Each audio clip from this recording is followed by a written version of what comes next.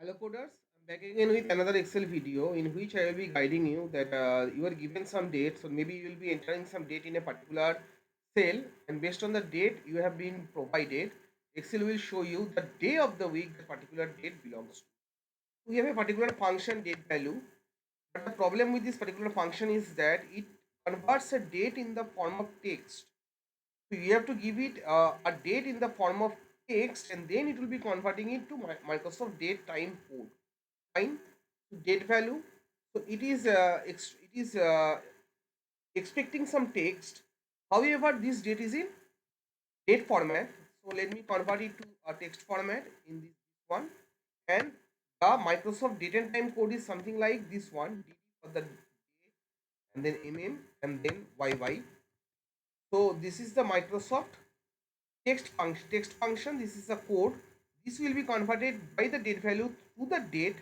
Again we will be converting it to text whatever date or we are getting, but this time we won't be fetching all these informations that it DD means the day, then month, then year. We are concerned about the day of the week. So 2D means, sorry, 3D means month, you wait, and 4D means the day of the week. Now press enter. Okay. So text date value, then again text A2DT fine. So there will be a bracket close in here. Date value, bracket open, bracket open, bracket close, bracket close. Fine. Now let me press enter. Friday. Let me drag all the way across to the down. So 31/12/2024. Let's click on this particular calendar. Let's see what it was. So 31st was it was Tuesday, and 21/3 today, that is Friday. However, 31/3, that is the end of this particular month. So the end of this month is on Monday. So that's one way. There is another way also. What I'll be doing is that after clicking on this B, I'll be inserting a new column, and here I'll be writing day of. So what we'll be doing is that we'll be copying this particular date. After selecting this one, we'll be copying this value to the cells just beside it.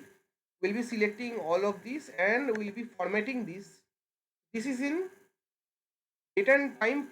So this is in date and time. I mean date format is in date. So we'll be making a custom format, and out of the date, which is in DTMMYY, we'll be converting it to day of the week. Now press enter. So let me know in the comment section which of the method you found it useful, and which of the one you will be applying on your own. So this is a complicated one.